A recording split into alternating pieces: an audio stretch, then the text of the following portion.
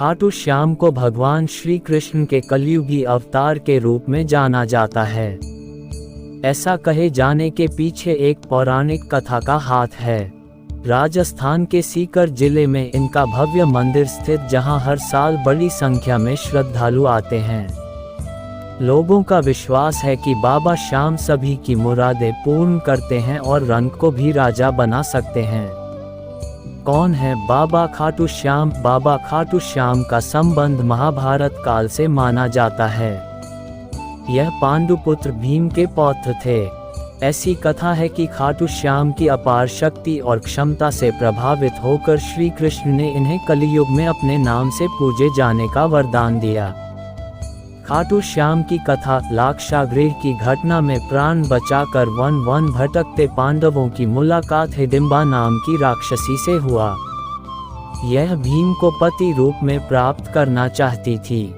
माता कुंती की आज्ञा से भीम और हिडिंबा का विवाह हुआ, जिससे घटोत्कच का जन्म हुआ। घटोत्कच का पुत्र हुआ बर्बरीक, जो अपने पिता से भी शक्तिशाली और मायावी था। बर्बरीक देवी का उपासक था। देवी के वरदान से उसे 3 दिव्य बाण प्राप्त हुए थे, जो अपने लक्ष्य को भेद कर वापस लौट आते थे। इनकी वजह से बर्बरीक अजेय हो गया था। महाभारत के युद्ध के दौरान बर्बरीक युद्ध देखने के इरादे से कुरुक्षेत्र आ रहा था। श्री कृष्ण जानते थे कि अगर बर्बरीक युद्ध में शामिल हुआ तो परिणाम पांडवों के विरुद्ध होगा।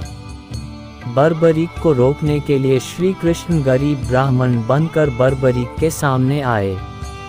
अनजान बनते हुए श्री कृष्ण ने बर्बरीक से पूछा कि तुम कौन हो और कुरुक्षेत्र क्यों जा रहे हो। जवाब में बर्बरीक ने बताया कि वह एक दानी योद्धा है, जो अपने एक बाण से ही महाभारत युद्ध का निर्णय कर सकता है। श्री कृष्ण ने उसकी परीक्षा लेनी चाहिए तो उसने एक बाण चलाया, जिससे पीपल के पेड़ के सारे पत्तों में छेद हो गया। एक पत्ता श्री कृष्ण के पैर के नीचे था, इसलिए बाण पैर के ऊपर ठहर गया। श्री कृष्ण बर्बरीक की क्षमता से हैरान थे और किसी भी तरह से उसे युद्ध में भाग लेने से रोकना चाहते थे। इसके लिए श्री कृष्ण ने बर्बरीक से कहा कि तुम तो बड़े पराक्रमी हो, मुझ गरीब को कुछ दान नहीं दोगे। बर्बरीक ने जब दान मांगने के लिए कहा तो श्री कृष्ण ने बर्बरीक से उसका शीश मांग लिया। बर्बरीक समझ गया कि यह ब्राह्मण नहीं कोई और है और वास्तविक परिचय देने के लिए कहा। श्री कृष्ण ने अपना वास्तविक परिचय दिया तो बर्बरीक ने खुशी खुशी शीश दान देना स्वीकार कर लिया। रात भर भजन पूजन कर फाल्गुन शुक्ल द्वादशी को स्नान पूजा करके बर्बरीक ने अपने हाथ से अपना शीश श्री कृष्ण को दान कर दिया। शीश दान से पहले बर्बरीक ने श्री कृष्ण से युद्ध देखने की इच्छा जताई थी, इसलिए श्री कृष्ण ने बर्बरीक के कटे शीश को युद्ध अवलोकन के लिए एक ऊंचे स्थान पर स्थापित कर दिया। युद्ध में विजय श्री प्राप्त होने पर पांडव विजय का श्रेय लेने हेतु वाद विवाद कर रहे थे। तब श्री कृष्ण ने कहा कि इसका निर्णय बर्बरीक का शीश कर सकता है। बर्बरीक के शीश ने बताया कि युद्ध में श्री कृष्ण का सुदर्शन चक्र चल रहा था, जिससे कटे हुए वृक्ष की तरह योद्धा रणभूमि में गिर रहे थे।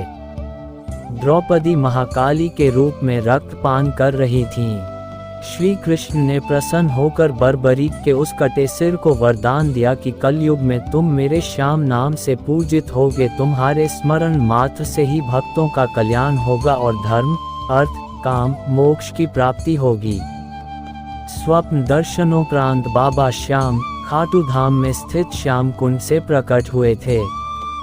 श्री कृष्ण विराट शालिग्राम रूप में संवत 1777 से खाटू श्याम जी के मंदिर में स्थित होकर भक्तों की मनोकामनाएं पूर्ण कर रहे हैं। दाढ़ी और मूंछ के साथ इस मंदिर में विराजमान है स्वयंभू बालाजी।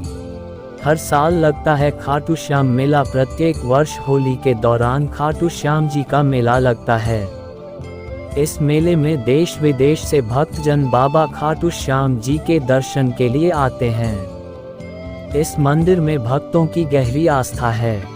बाबा श्याम, हारे का सहारा, लखदातार, खाटू श्याम जी, मोरविनंदन, खाटू का नरेश और शीश का दानी, इन सभी नामों से खाटू श्याम को उनके भक्त पुकारते हैं।